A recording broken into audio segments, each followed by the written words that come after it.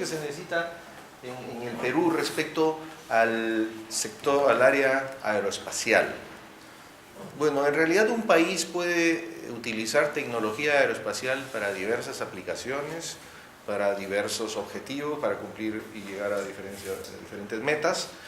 Pero en el caso particular del Perú y en el momento que estamos viviendo, hay una inquietud, hay una intención, aparentemente intención política, y hay además también mucho movimiento en las empresas vinculadas al sector aeroespacial que están ahí tratando de que se salga adelante una idea de que el Perú se meta al área, se meta a la carrera aeroespacial de alguna forma. Y el momento hace pensar que el Perú, siendo un país que está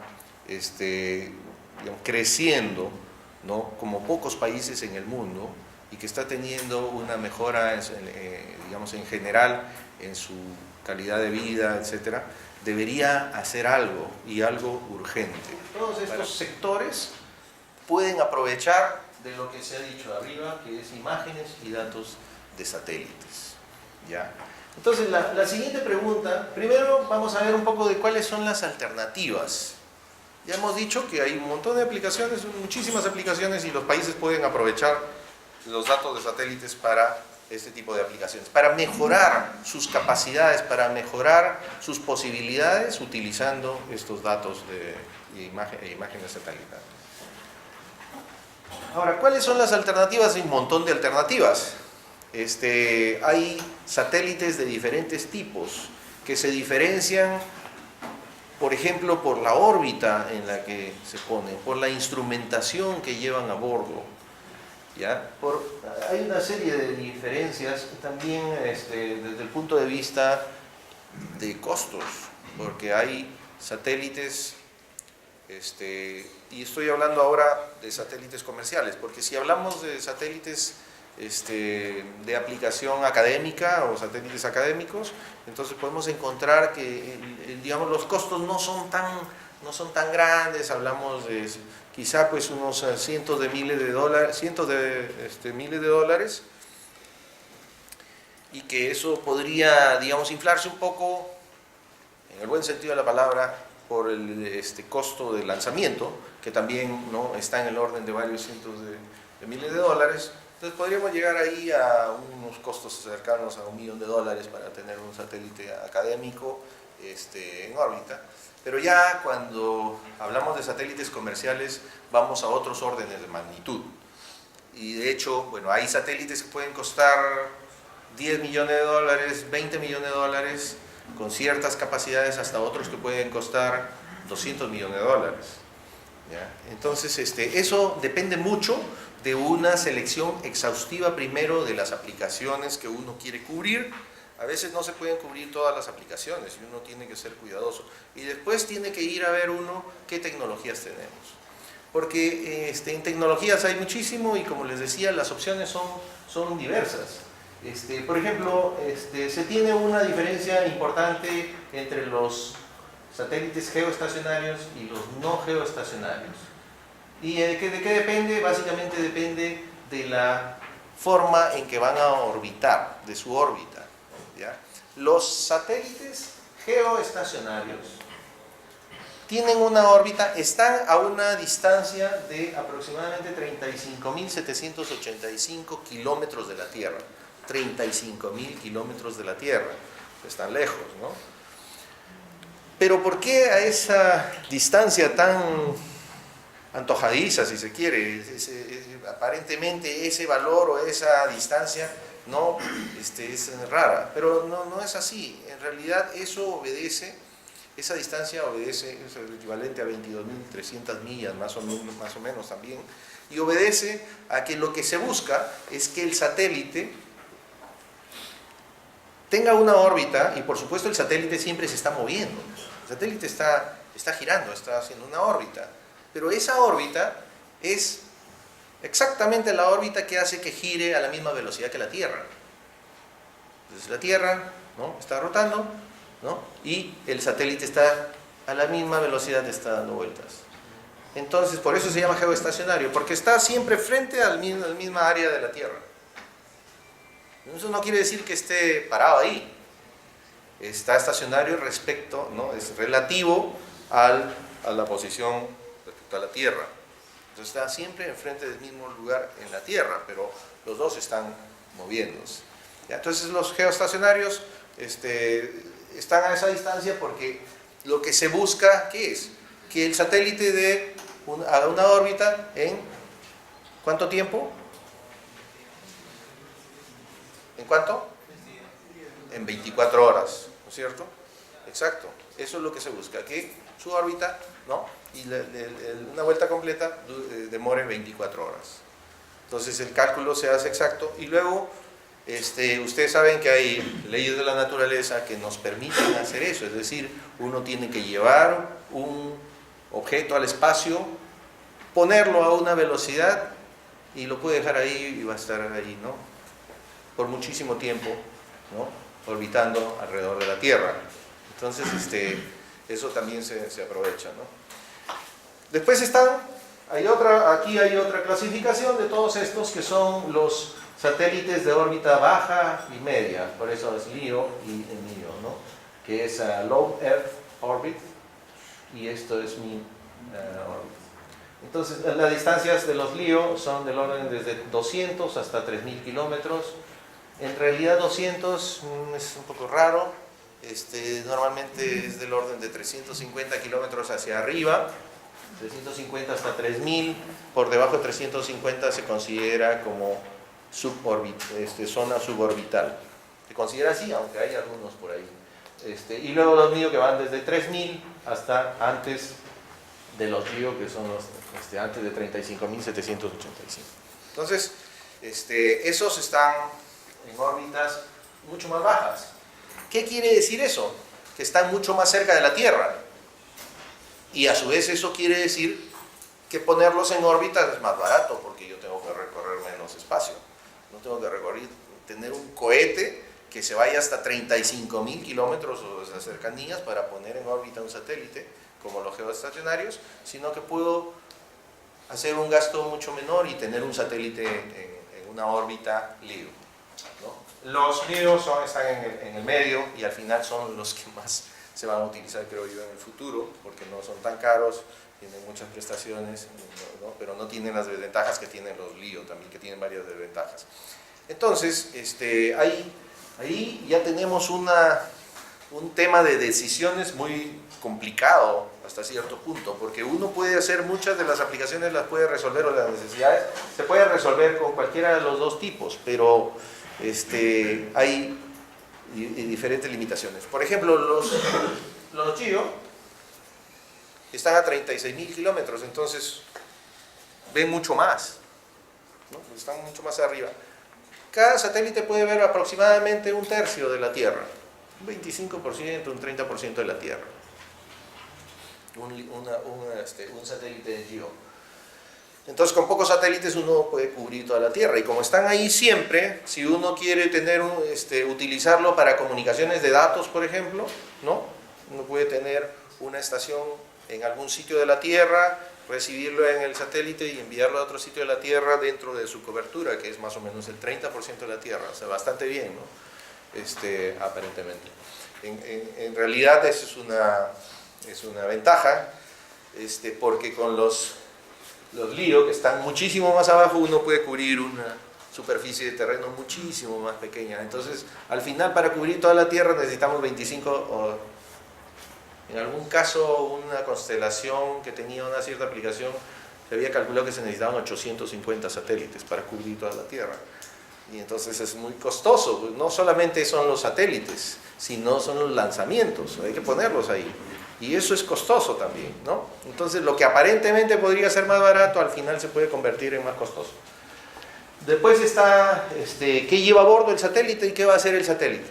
¿No? Si quiere uno hacer imágenes de satélite, imágenes, por ejemplo, nosotros queremos cubrir la Amazonía para hacer agricultura y hacer otras cosas, y también la ceja de selva y las zonas donde hay cultivos ilegales.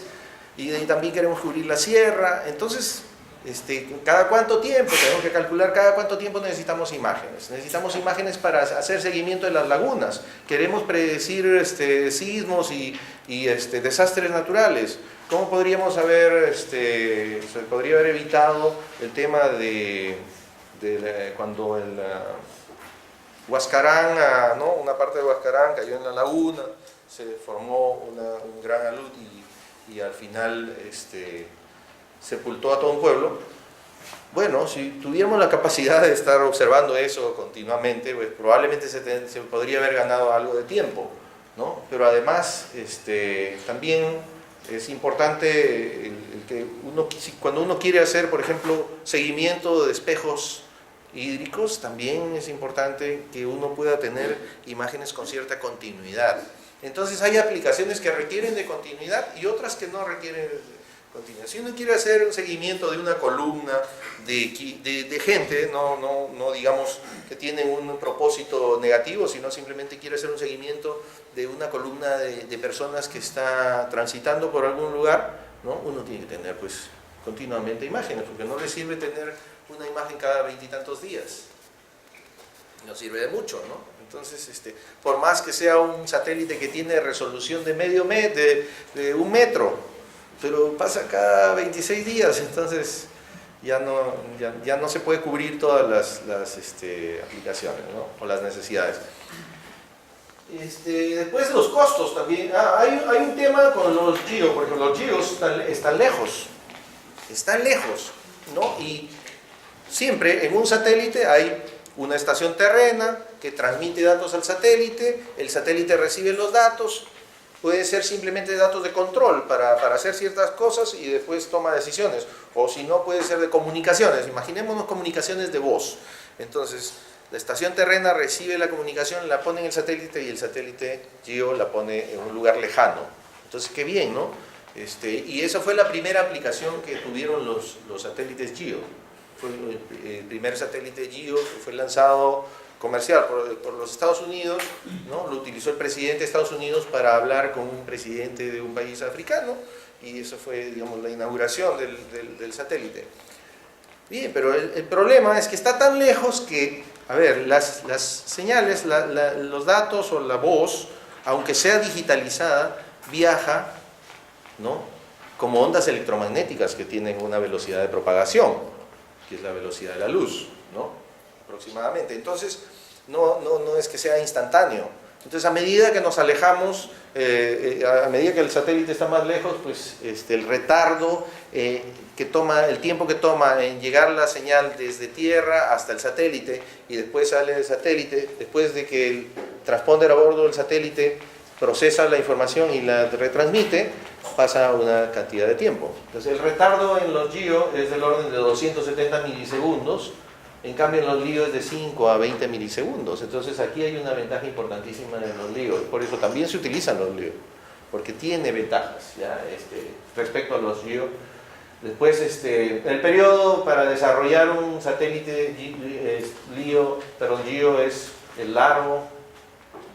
Los más rápidos son los de media órbita. El tiempo de vida útil, en cambio, es una gran ventaja para los geoestacionarios, porque estos pueden estar ahí 10 a 15 años, mientras que los LEO, debido a que están más cerca de la Tierra, están expuestos a mayor cantidad de riesgos y pueden tener un tiempo de vida útil de 3 a 7 años. ¿Ya? Entonces, tienen ventajas y desventajas. O sea, la decisión no es, miren, el coste, depende, aquí económico, bueno, vamos a ver a qué nos referimos con económico, pero es normalmente también por la aplicación, porque debido al retardo, sí pueden ser utilizados para transmisión de datos, aunque los transmisores tienen que ser muy potentes, pero sí se pueden utilizar para transmisión de datos, para transmisión de televisión vía satélite también, ¿no? Porque ahí no hay problema de que haya un cierto retardo, ¿no? En cambio, cuando hay una conversación telefónica, sí uno percibe el retardo y hay problemas, puede haber problemas de ecos y otras cosas que ya se han desarrollado soluciones, por supuesto, pero de todas maneras tiene sus complicaciones. ¿Ya? Entonces, bueno, visibilidad del satélite desde un punto determinado de la Tierra, Este siempre es visto por un punto, el punto escogido o el territorio escogido. Aquí, en cambio, la visibilidad es por un espacio, hay un espacio de terreno muy pequeño que puede en cada momento verlo. O sea, el satélite se está moviendo respecto a la Tierra. Entonces, pasa por diferentes territorios, está haciendo ahí su órbita y pasando por diferentes territorios. Y dentro de eso, ya yéndonos a la tecnología en sí del satélite, el satélite pues tiene infinidad, puede tener infinidad, hay infinidad de combinaciones de instrumentación. Puede ser, este es un satélite nuevo, que tiene bastante grande, como ustedes pueden ver, ¿no? Es un satélite bien grande y que tiene pues a bordo todo un arreglo de 16 cámaras en diferentes partes del espectro y tiene un SAR, o sea, un radar de apertura sintética y otras cosas. Aquí hay un esquema, por ejemplo, cuando se utiliza un radar a bordo del satélite. ¿Para qué se utiliza el radar? El radar se utiliza para hacer imágenes, es decir, las imágenes de satélite pueden ser hechas con radar o pueden ser hechas con cámaras. En el caso del radar tiene la ventaja de cuando hay nubes, por ejemplo, las cámaras tienen dificultades porque no pueden hacer imágenes del terreno. En cambio, los radares sí.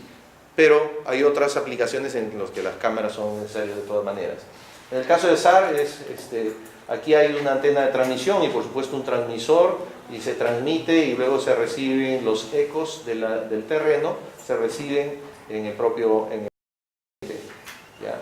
Y la idea consiste en, el SAR viene de Synthetic Aperture Radar, es apertura sintética, que está referido a la antena, al tamaño de la antena. La apertura es el tamaño de una antena, es la apertura de una antena.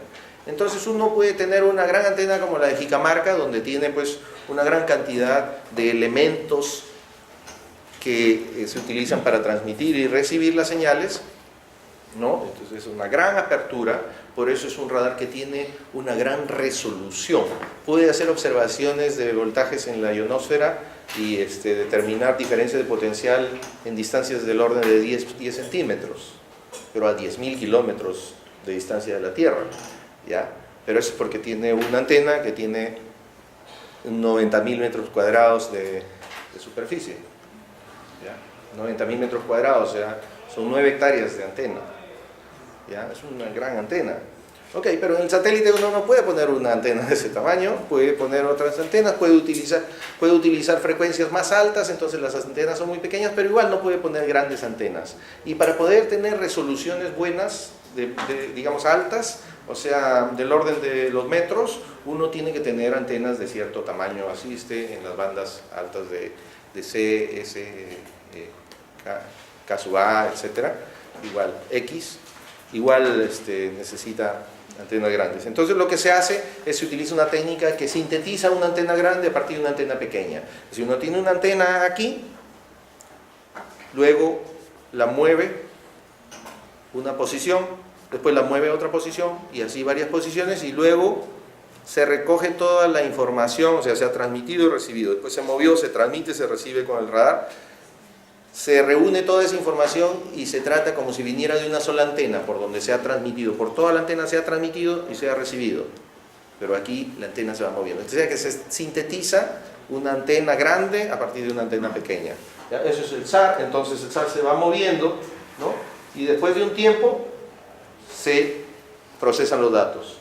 Y después se utilizan todos los datos excepto la primera posición ya no se utiliza y se utilizan otra vez todos los datos, como si fuera una antena grande y así, ¿no? Se va trabajando como si se tuviera una antena muy grande.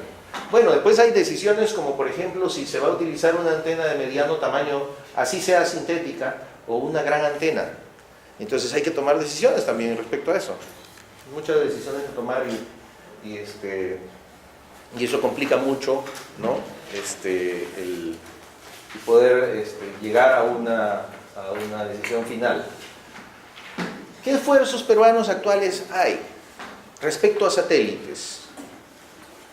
No hay mucha información, hay más bien un cierto hermetismo. Yo he notado eso, por lo menos en algunos ámbitos o algunos grupos, pero a lo mejor en lugar de llamarle hermetismo, le debería llamar que están siendo cautos. Porque, a ver, ¿qué esfuerzos hay? Estatales, no sé, dividido en dos, estatales y académicos privados. Estatales está el Ministerio de Defensa y CONIDA, que es la Comisión Nacional de Investigación y Desarrollo Aeroespacial, que está trabajando y ya tiene un avance bien grande en un proyecto de inversión pública para la adquisición de un satélite, ¿ya?, para el Perú, que va a requerir una inversión de 575 millones de soles. Esos son más de 200 millones de dólares, ¿no? Más de 200 millones de dólares.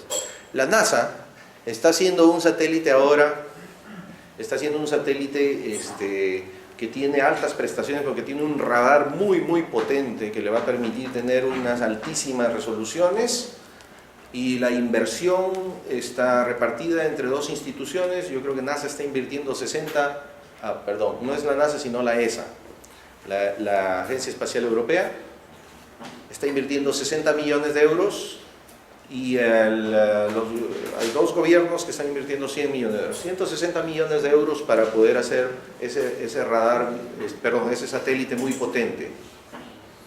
160 millones de euros. Nuestro satélite va a ser muy potente, ¿no?, realmente, de última generación. Bueno, ese precio es para un satélite de esos, por ahora. Y está el Chasqui 1, que es un esfuerzo de la UNI, de CETIC, creo que hay dos incluso. Y también sé que hay un grupo de gente que está trabajando muy seriamente. La UNI se caracteriza por tener ese tipo de proyectos interesantes y con gente muy hábil. Lo único es que como que se ha apagado un poco la noticia, no hay mucha información, no se dice mucho. Entonces yo prefiero pensar que es porque están siendo cautelosos, están siendo cuidadosos con no anunciar algo que todavía no se va a realizar. Porque aparte del satélite, que es un nanosatélite además, este es un satélite comercial con todas las prestaciones. Este es un satélite muy pequeño que tiene un tamaño más o menos de un cubo de 10 centímetros, pesa 1 kilo aproximadamente. Es un satélite bien pequeñito, pero igual se pone en órbita y puede hacer algunas cosas. No tengo conocimiento de qué tipo de instrumentación va a tener, me imagino que va a tener un arreglo de cámaras o algo así. Pero todavía no hay un anuncio formal de lanzamiento, y tampoco está en los cronogramas de las agencias espaciales su lanzamiento. Yo por lo menos no lo he encontrado. A lo mejor sí está por ahí en algún lanzamiento, como por ejemplo la Universidad de las Peruanas. ¿Cuánto tiempo tengo? A partir de ahora 10 minutos, entonces tengo que correr. La Universidad de las Peruanas, y ya voy a los académicos privados, porque este también es un académico, pero público.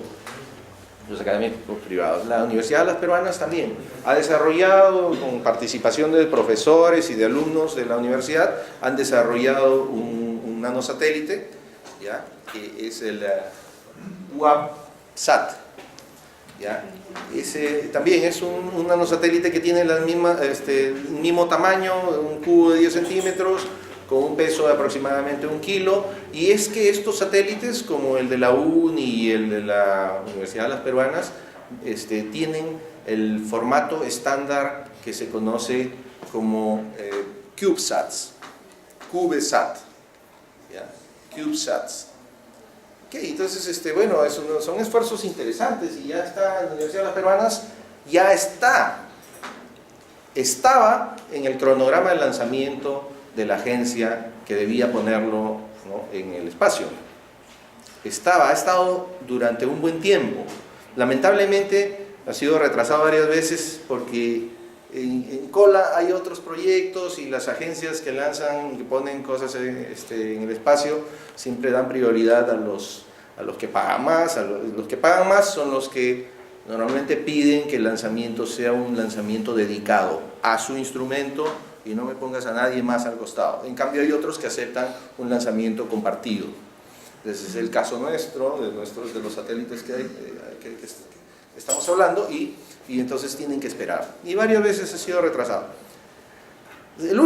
Cuando hubo el último retraso, ya la Universidad de las Peruanas ha hecho aparentemente un trámite importante y al final han cambiado la forma, porque la forma original es ponerlo en un cohete que lleva otros nanosatélites y satélites también comerciales, y ponerlo en órbita, llegar hasta el lugar donde se va a liberar, digamos, los satélites y poner uno por uno en órbita. Pero después de tantas postergaciones y el lanzamiento de este CubeSat a las peruanas se va a hacer desde Estados Unidos, desde una base de lanzamiento de Estados Unidos. No sé si es Cabo Cañaveral, no estoy seguro ahorita, estoy en duda, pero es en alguna de ellas. Y entonces siempre va a haber ese problema de los retrasos y de la cola. Entonces ellos lo que han hecho, han llegado a un acuerdo para que la puesta en órbita se haga de una manera distinta. ¿Qué es lo que van a hacer? Lo van a poner en un satélite que ya tiene fecha de lanzamiento, perdón, en un cohete que ya tiene fecha de lanzamiento, que es el 8 de diciembre, era el 30 de septiembre. Eso sí es un retraso que ya no se puede evitar. El lanzamiento de un cohete, si es retrasado, ya no hay nada que hacer. Eso es por condiciones meteorológicas, por condiciones técnicas, etcétera. A veces se retrasa un lanzamiento.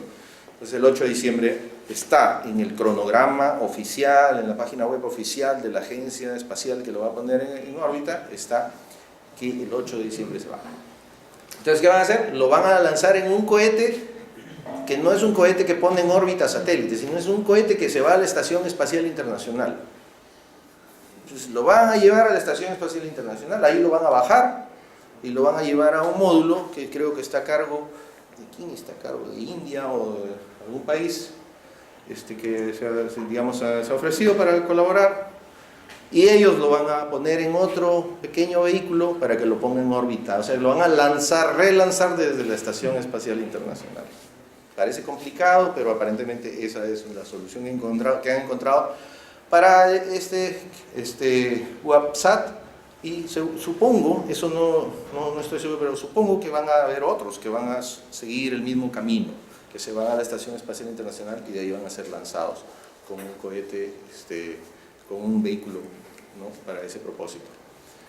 ¿No? Pero miren, una operación complicada, compleja, ¿no? Pero bueno, han encontrado la solución. La Universidad Católica, Pontificia Universidad Católica del Perú, también tiene uno o quizá más satélites. Esa es la intención. Hay una página web que es la página web del Instituto de Radioastronomía de la universidad, donde hay algo de información sobre hay información técnica. Y bueno, lo que se dice es que lo están desarrollando, no se dice nada sobre el lanzamiento, así que eso es lo que hay por ahora. Son esfuerzos interesantes, importantes, pero a ver, los CubeSats son esfuerzos académicos, en su gran mayoría, no están hechos para aplicación comercial, no están hechos para solucionar problemas y requerimientos y necesidades de los sectores productivos y de defensa y de todo lo que hemos mencionado. Son aplicaciones y soluciones académicas que están orientadas a aprender. Por eso las hacen las universidades, por ejemplo, ¿no? Es para que profesores y alumnos se metan en el tema de satélites, de diseño de satélites, pero es para aprender. Propósitos académicos. También puede hacerse algo de investigación científica, pero ¿no?, a los niveles que permite el instrumento. El tiempo de vida útil de un nanosatélite como ese es del orden de 2 años o así. Los riesgos son altos porque, por ejemplo, Ecuador anunció el lanzamiento de su primer satélite, el primer satélite ecuatoriano, que se llama Pegaso, en abril de este año. Y lo lanzaron en abril de este año. Pero el tema que les digo es, los nanosatélites están expuestos a muchos riesgos en el lanzamiento, porque no se utilizan normalmente cohetes muy sofisticados y a veces falla el cohete, a veces explota el cohete y se fue el satélite que había tomado 5 años o 3 años, ¿no?, preparar. Los riesgos son altos también en órbita, pero lo anunciaron como satélite, super satélite ecuatoriano, ¿no? Por lo menos no se dijo lo que yo estoy diciendo. Entonces ya cuando uno recibe esa noticia se siente orgulloso, lógicamente, que su país va a poner un satélite en órbita, pero han tenido la mala suerte de que llegó a la órbita, empezó a transmitir pero vivió 7 días. Y después se encontró con una basura espacial que lo ha golpeado, lo desorientó y ya se congeló. O sea, ya no hay nada, ¿no? Ya se perdió.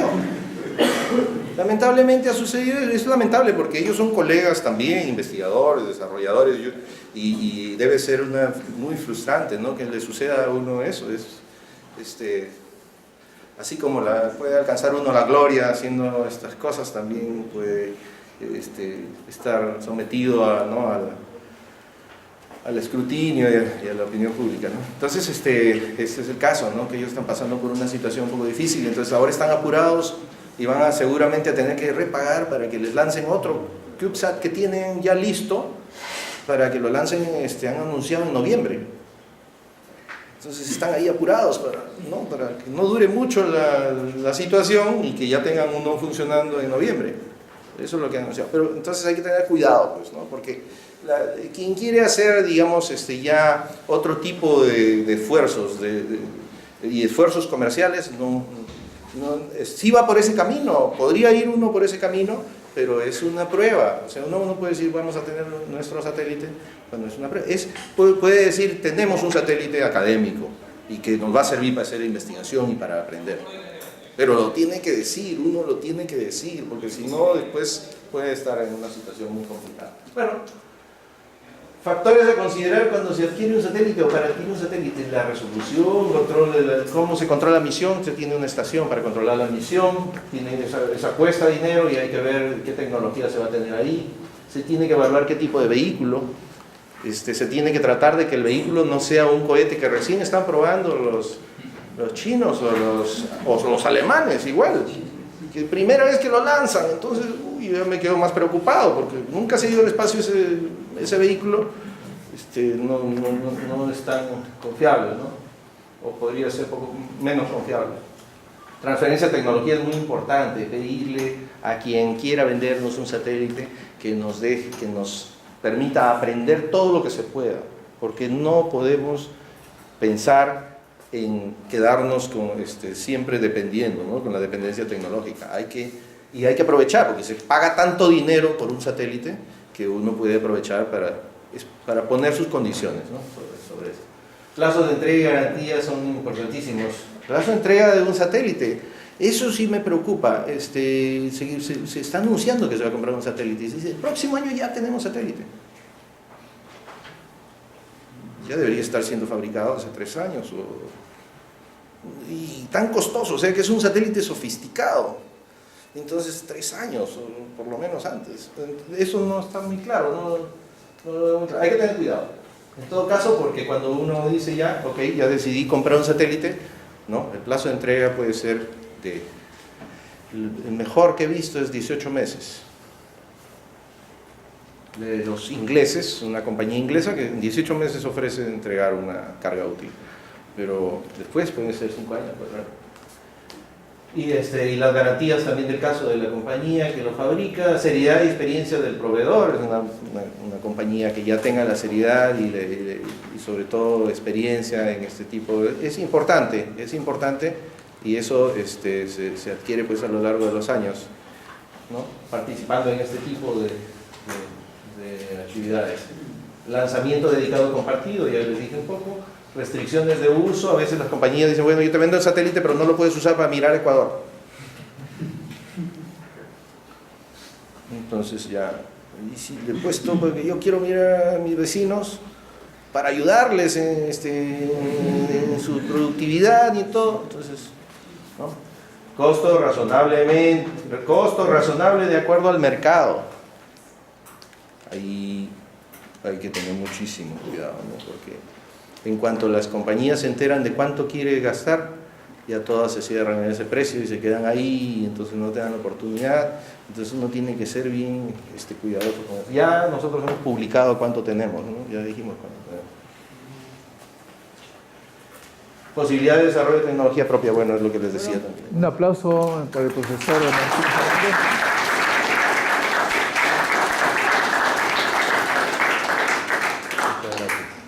Entonces,